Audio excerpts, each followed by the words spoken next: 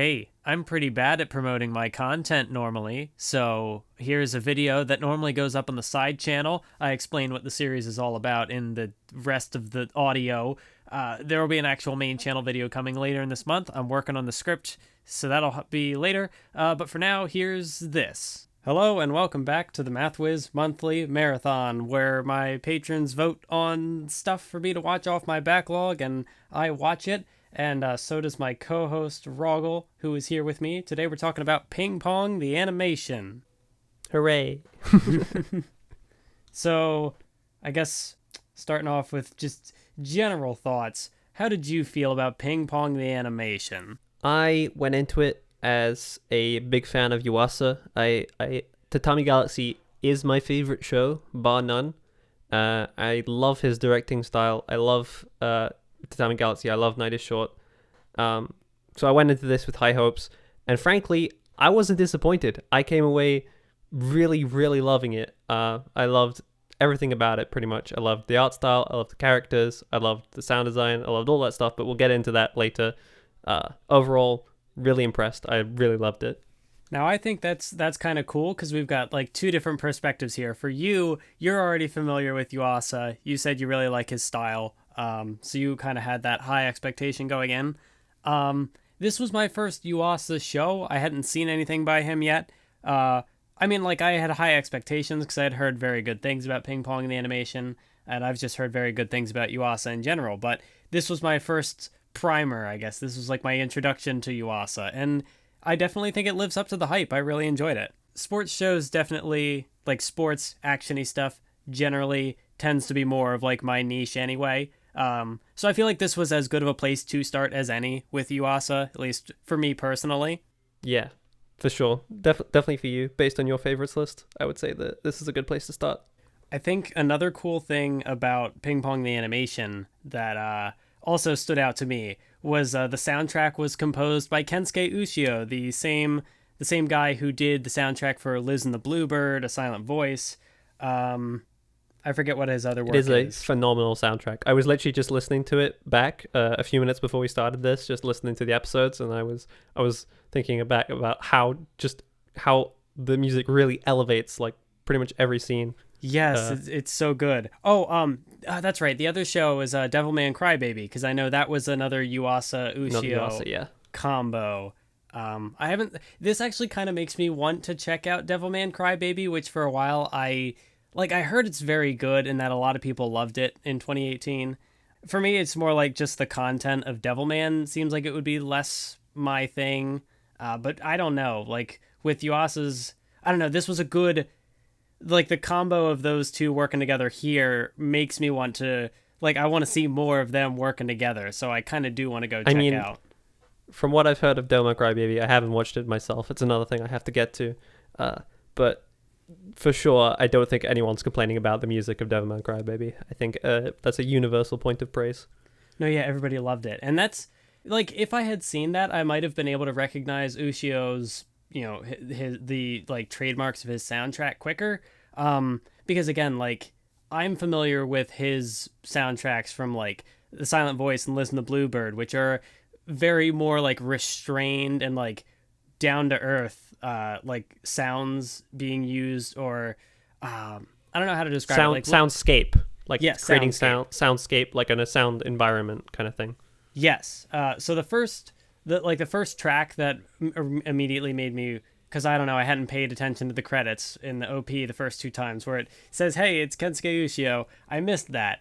But the first track that really got me was the one in episode 3, where it's like the montage of the characters training with ping pong, and like the ping pong balls bouncing off the table and the rackets or the paddles, like that was worked into the track, and it's so good. It's great.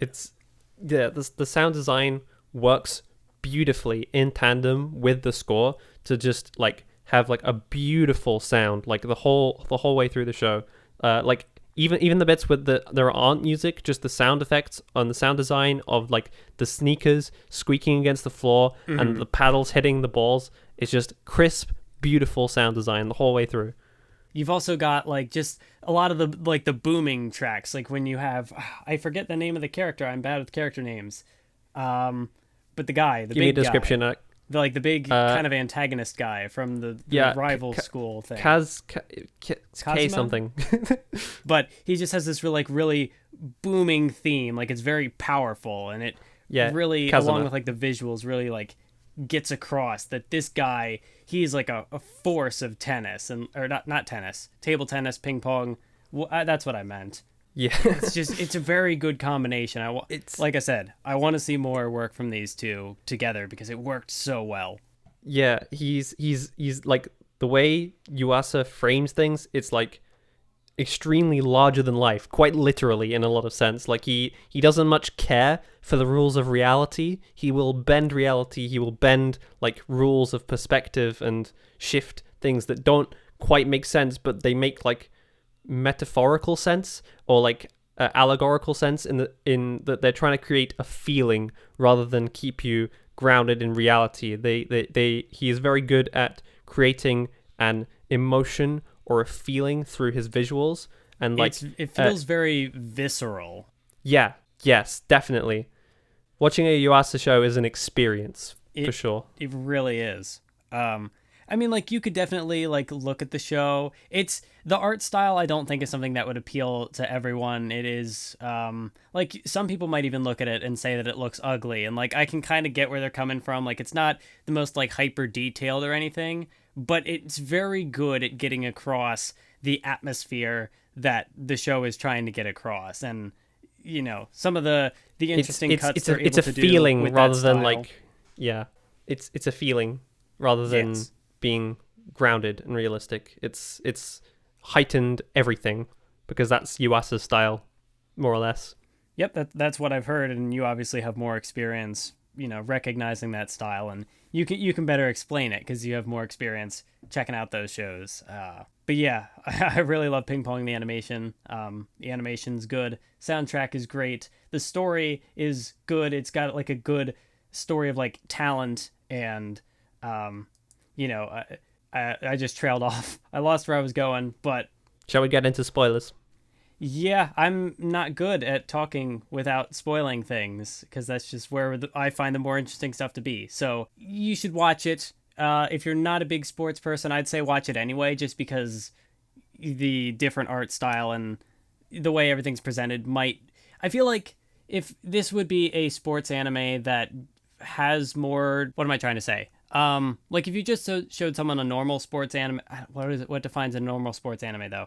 I don't know. This one has enough that's like out there and different that even if you're not a big sports nerd, you can appreciate it for different things. I think the biggest barrier for a lot of people is going to be the art style. I think if you can get past that and appreciate it for what it's trying to do, rather than like how you might perceive it looking not as what you're used to. I think if you can get past that, I think that there is a really strong narrative and really strong aesthetic and visual design that like flows through every scene that you will just really appreciate if you can grow to love the art style.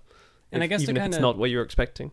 I guess to kind of spin that around a bit, if you are someone who is more interested in, differing, more abstract art styles, then maybe that would be like the prime appeal for you is the art and seeing what all gets done with it. Whereas like, I guess what I was thinking, like the average sports show might not have that kind of like crazy visuals and sound and whatever to really like punctuate everything like this show does. It captures a different feeling, as you've said before. Yeah, it's out there. You won't ever see anything like Ping Pong ever again, probably. I doubt it.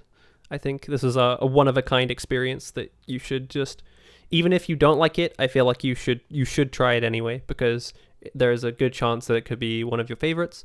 But there is equally chance that you will find it unappealing, and it's up to you for you to decide that. But I think you should check it out at least, because it's one of a kind.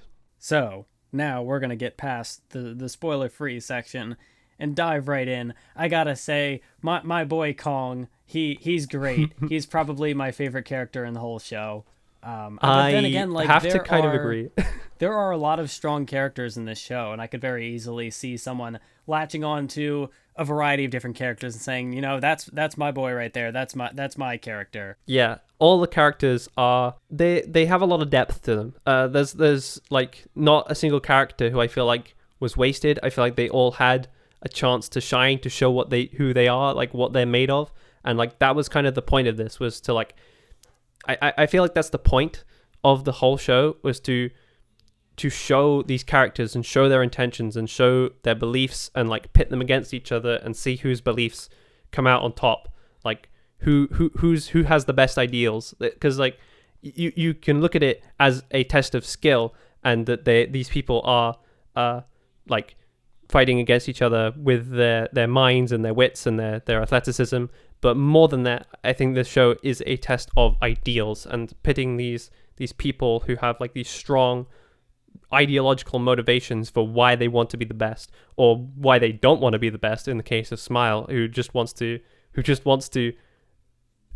love Ping Pong desperately, but he can't, because he feels like there is no one apart from his childhood friend who like can make him love Ping Pong the way that he used to, and his childhood friend is not giving him the same joy in playing ping pong that he used to, and he's constantly trying to find the joy in it. But then there's someone like Kazuma, who just wants to win. He wants to be the best, because that is the only way that he could feel like he is worthy of being like anything. That is the only way he can find worth in himself.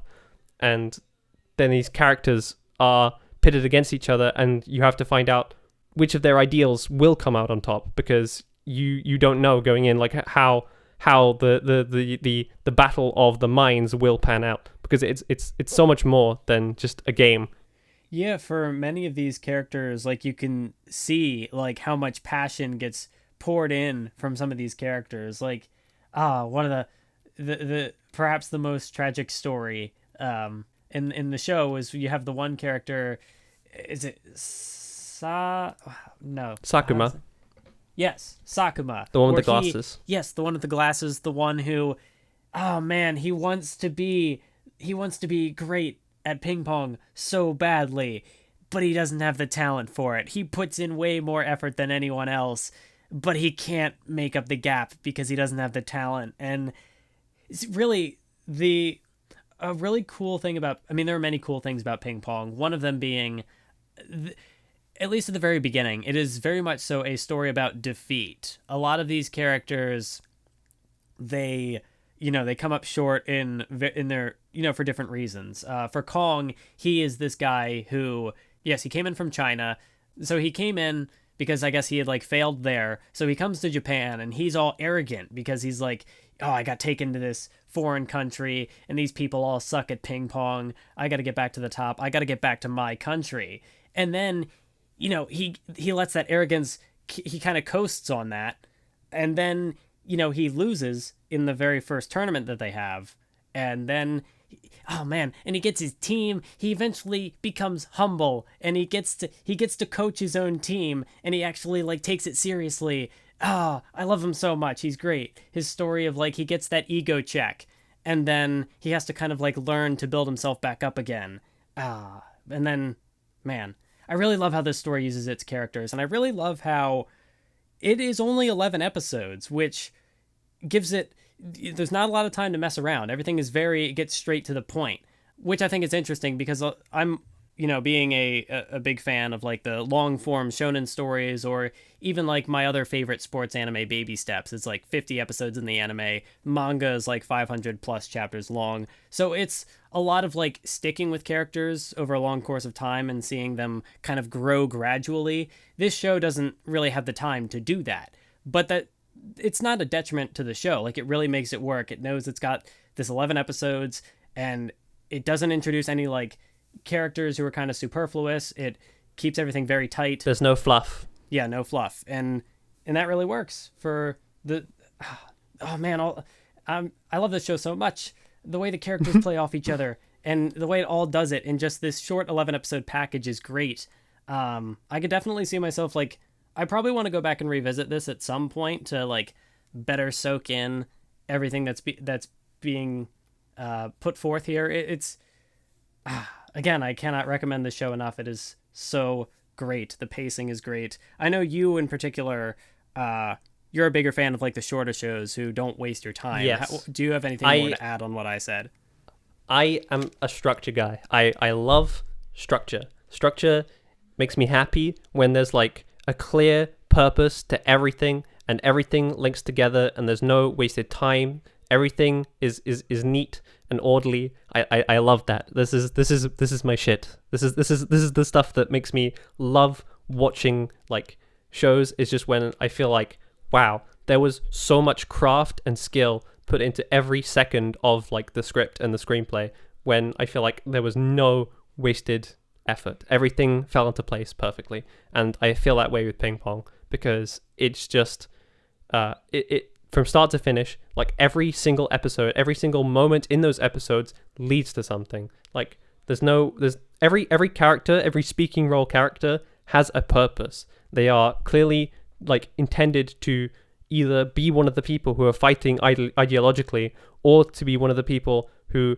like shows an opposing ideology or comments on the ideologies that the players are exhibiting, and allows them to grow and allows them to change, or like gives them a reason to change or gives them a reason to grow.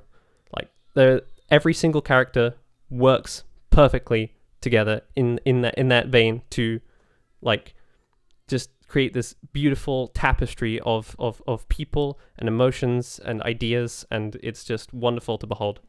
I think another thing that another detail that sort of sets Ping Pong apart from just other stories I'm familiar with, Smile is a very different protagonist for this kind of a story. Normally, you'll have a character who really strives to be the best or really strives to be great, or they have this extreme passion for the sport that they are partaking in. But Smile isn't like that. He's almost kind of the antithesis of that. It's not that he's not passionate about ping pong, but he doesn't want to be the best. He doesn't even want to do it professionally, really. He just wants to, as he says in one of the episodes, ping pong and English vocab are both just ways to kill time until I die. So like this very mundane thing like English is kind of being equated with ping pong, which is, the main driving force of the story. So it just shows how mundane, how sort of nothing it is. Well, not nothing as in like he doesn't care about it, but it's not special. It's nothing special for him. It's just something he kind of does because he enjoys it. It's not something he really wants to pursue as like a career. It's not something he wants to, like make a living on or anything. It's just something he does, which is being the protagonist specifically, I think makes that interesting because it sort of recontextualizes how ping pong is portrayed in like the entire show. Like I said, it's very much the catalyst in the very beginning. There are a lot of characters who suffer defeat in one way or another. You have the more talented Peko, who, in the very first episode, there's this quote where he says, only people with no talent exert effort. And so another character who comes off as very arrogant, who kind of rests on his laurels. Like he has the skill, but he doesn't really put in the most amount of effort to maximize that skill. And then he gets skunked by Kong, and he almost gives up on it, on this, this sport that like he's the hero. He's the side character, but he's the hero. He's the one who's supposed to save the day in the end. And so seeing his redemption arc is also really cool. Yeah. I think to add to that, I think Smile's purpose in the story is to test people.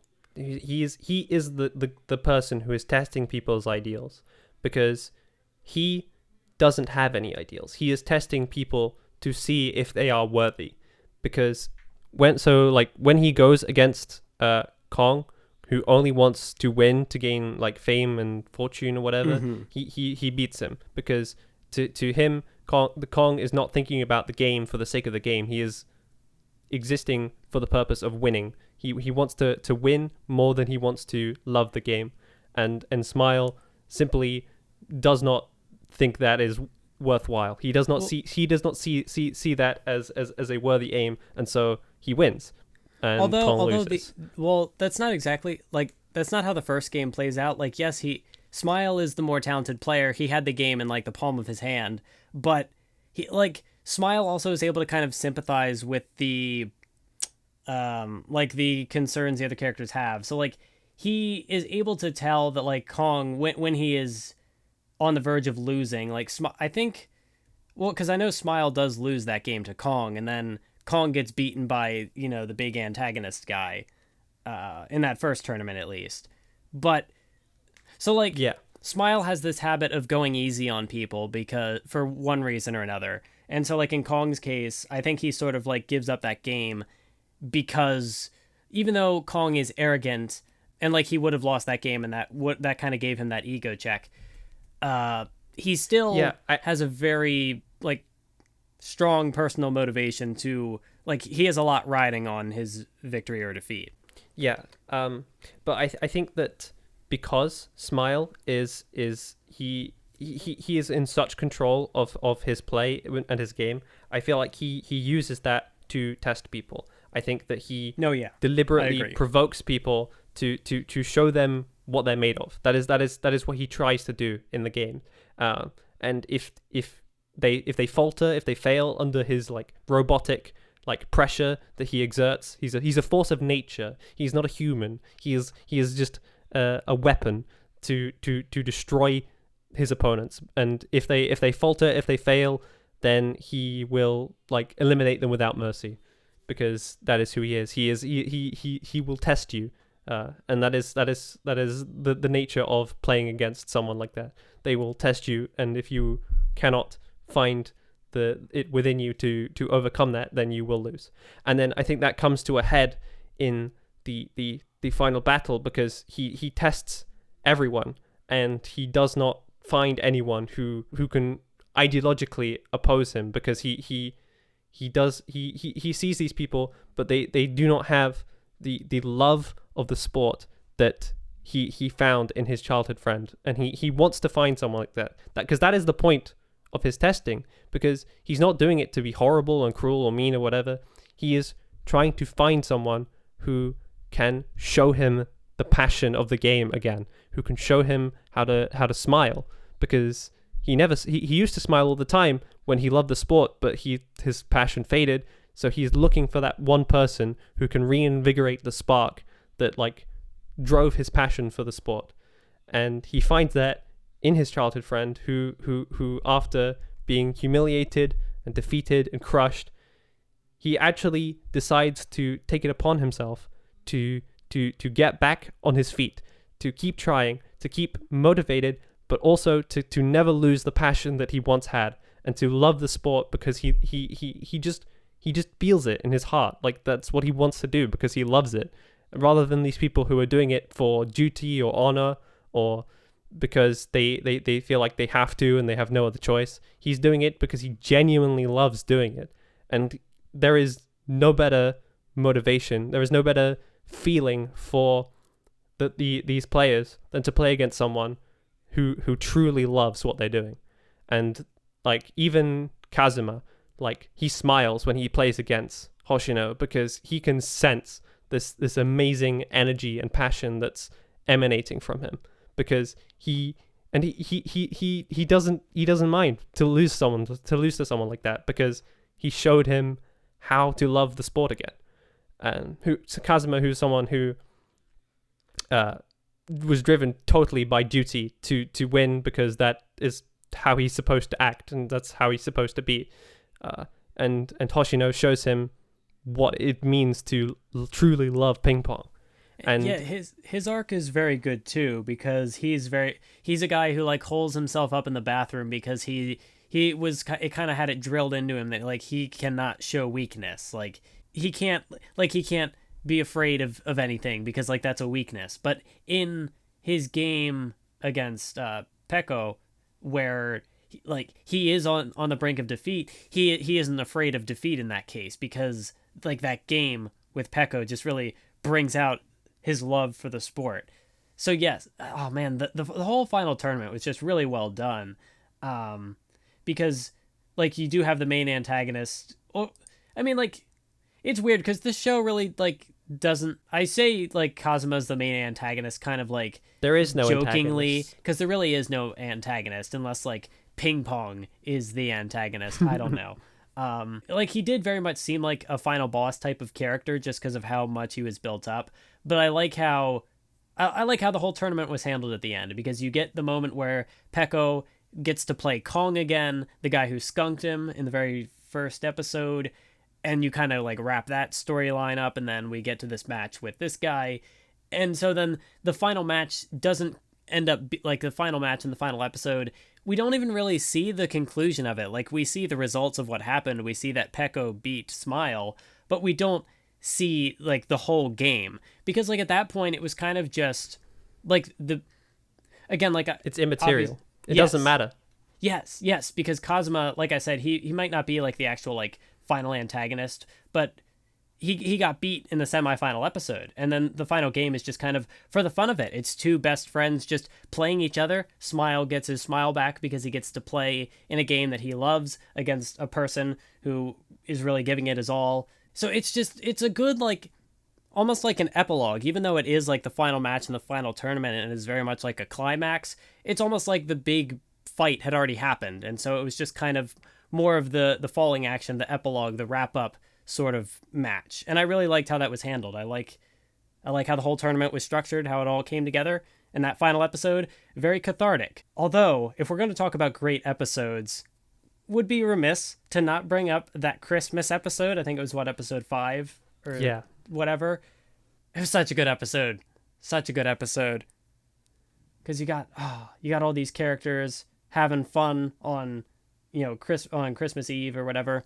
You get there are so many good, like, feel-good moments in this, because, like, you have Kong, who at that point, he had his big defeat, and he had his ego checked, and so he's, like, trying to find himself again, and he's making, I forget what they were called, but, like, making some sort of, like, food with, was that his mother? Was it just some random person? I don't remember, but then, like, it was his mother. Okay, it was, I thought so. They all come in and help him make the food. Yes, and it's such a good moment, because he opens up, and, like, he makes friends, and he gets to start coaching that team, and they get to do cool stuff on Christmas Eve, and I love the show. And that episode is so good. One of the best Christmas episodes in anime, I think. It was so wholesome and so good. But even then, you do kind of get like the sort of tragic undercurrent to it, because you have Kazuma alone, on his own, doing his training. This is such a good show. I keep saying that over and over again, but it's really strong. Is there anything else that I might be forgetting? I guess like more specific visuals, because like I've said, we've said that the show has cool visuals, but there are just really cool certain shots, like the aesthetic of the hero. Yes, and the whole aesthetic of the because there is these motifs that visual motifs that appear through the show that like lead you to the hero appears, the hero appears, the hero appears, and they are hinted at throughout the show, and you're not quite sure what they mean until the end, where suddenly you realize, oh, so you could have you can assume, but until the end you're not certain, but it's revealed that the hero that saved Smile all those years ago was Peko. He was his childhood friend, and he looked up to him like a hero, and Smile, he sees himself as this robot, someone who doesn't have emotions or feelings anymore because he has shut down. But like Peko was the one who like showed him how to live, so it showed him how to enjoy himself, and that's why he's his hero, someone he looks up to even long after the passion has not died but faded. He still looks up to him. There is also like the whole recurring thing of Cosmo being depicted as like this big dragon, like this mythical beast who is, and like this perspective shots like of him just as Kong gets like slowly shrinks and Cosmo just grows, and like the ping pong table gets like all distorted and he just like towers over him. The show, and I mean, yeah, the show does good stuff with visuals. It's very good. And even then, like the somber moments, like in that Christmas episode, there's this one really cool looking shot where the one girl is just like walking through just a lit up field thing. Like there are these trees and it's nighttime and there are all these multicolored lights and it looks very beautiful. I keep on rambling. Is there anything else you wanna add that I haven't taken away from you? I think we've covered. I think we've covered pretty much everything. I think the only other thing to mention is just how much the show like makes you feel the intensity of just everything that happens, because everything is heightened. It's so hyper real that like when you watch those matches, you feel every hit of the paddle against the ball. You hear every screech like it's someone screaming with like horrific intensity, and to the point where it's almost hard to watch because it's just so intense. Each of the ping pong matches at the height of the tournaments, but it is a truly wonderful experience that you will not regret. I would agree, cannot say it better myself. And that about wraps up this edition of the Mathwiz monthly marathon. Next time, I actually didn't check this one beforehand. How did the poll do? Who won in the poll? It looks like next time we will be covering Tomoko Market and Tomoko Love Story. So that's Interesting. that's a KyoAni thing. I'm unfamiliar with it. It was something I just kind of bought blind during a Sentai sale, Black Friday sale. So yeah, it's an anime series and a movie. I'm interested about that because it's KyoAni. KyoAni tends to be pretty good, pretty wholesome. I think we can expect wholesome. Oh yeah, very wholesome indeed.